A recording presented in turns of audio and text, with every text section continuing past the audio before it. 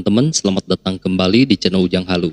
Oke, kali ini ada updatean terbaru ya, berita dari Metro TV mengenai penghitungan suara ulang dan lanjutan ya. Dan hasilnya tetap Paslon 02 sebagai pemenangnya guys ya. Dan untuk penjelasan lengkapnya kita akan simak bareng-bareng beritanya, mari kita mainkan.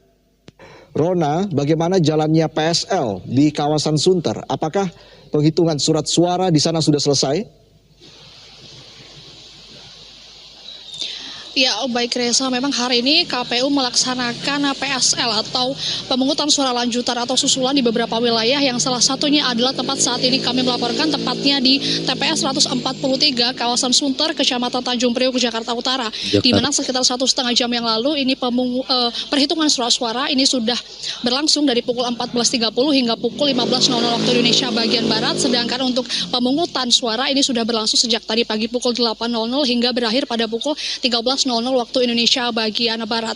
Dan terkait dengan perolehan suara Pilpres 2024, tadi nomor urut 1, pasangan nomor urut 1 Anies Baswedan Mohaimin Iskandar mendapatkan suara 10, sedangkan untuk pasangan calon nomor urut 2 Prabowo Subianto Gibran Raka Buming Raka mendapatkan suara 77, untuk pasangan calon nomor urut 3 Ganjar Pranowo Mahfud MD mendapatkan suara 53. Dan dari pihak penyelenggara ini menyediakan 281 surat suara dengan jumlah pemilih hari ini ada 143 orang, sedangkan untuk suara sahnya ada 140, sedangkan suara yang dinyatakan tidak sah ada berjumlah 3, di mana 3 surat suara tidak sah ini dinyatakan karena ada surat suara yang tidak tercoblos sama sekali, dan ada juga surat suara yang tercoblos di gambar ketiga pasangan calon.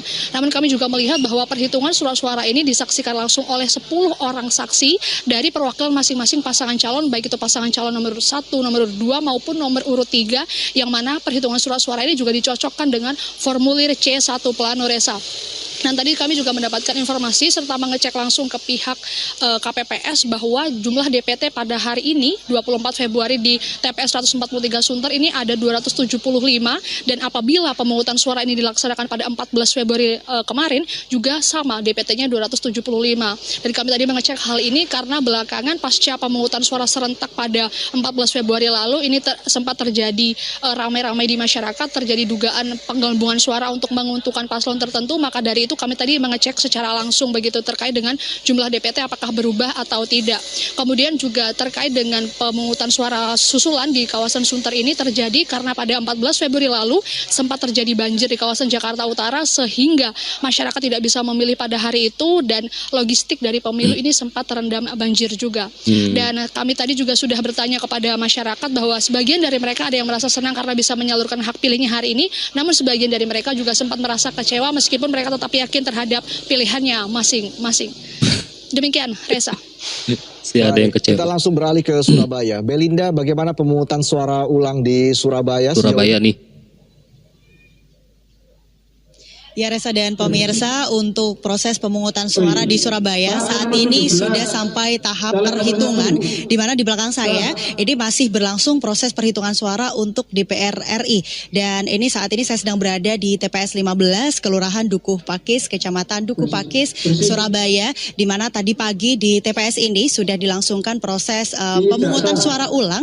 Ini total dari 5 surat suara di sini dilakukan pemungutan suara ulang, mulai dari presiden, kemudian DPR RI, DPD, DPRD Provinsi, dan juga DPRD Kota Surabaya. Hal ini dilatar belakangi karena memang pada tanggal 14 Februari lalu di TPS 15 ini terdapat surat suara yang tertukar, yakni calon legislatif Dapil 2 dan juga Dapil 5 Surabaya. Namun berdasarkan rekomendasi dari Bawaslu dan permintaan dari relawan dan saksi yang hadir ketika pelaksanaan pemilu, akhirnya di TPS 15 ini ditetapkan atau disarankan oleh Bawaslu, direkomendasikan kepada KPU Surabaya untuk dilaksanakan pemungutan suara ulang total.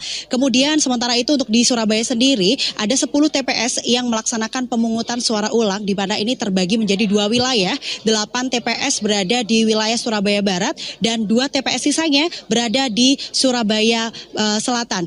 Untuk 8 TPS ini permasalahannya masih sama karena ada surat suara yang tertukar, namun untuk 2 TPS sisanya berada di wilayah Surabaya Selatan. Ini dipermasalahkan karena ada pemilih yang tidak terdaftar di DPT. Sementara itu untuk di TPS saat ini saya melaporkan ini dari jumlah total DPT ada 292. Hari ini per jam 1 tadi ketika pemungutan suara ditutup terdapat 196 warga atau DPT yang melakukan pencoblosan di sini. Ini artinya hanya 67% dari total keseluruhan DPT yang ada di TPS ini. Sementara untuk pengamanan sendiri yang dilakukan oleh Polrestabes Surabaya, siang tadi kami sempat berbincang dengan Kapolrestabes.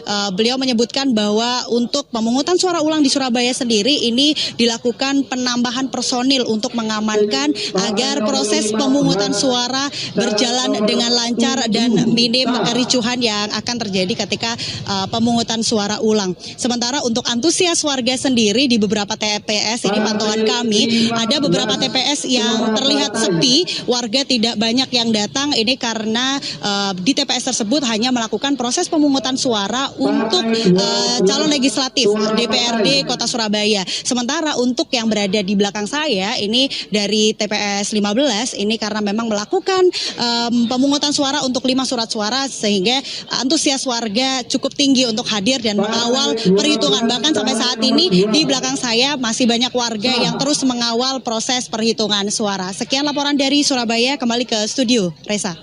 Baik, Belinda dan sebelumnya Rona, terima kasih atas laporan Anda teman-teman. Selamat bertugas kembali. Ya, tetap unggul ya. Paslon 02 tetap unggul. Bapak Prabowo dan Gibran. Ya mau gimana lagi, mau diulang. Pakai tambah anjlok nanti kalau diulang ya. Orang sekarang saja udah, wah itu netizen udah macem-macem gitu kan.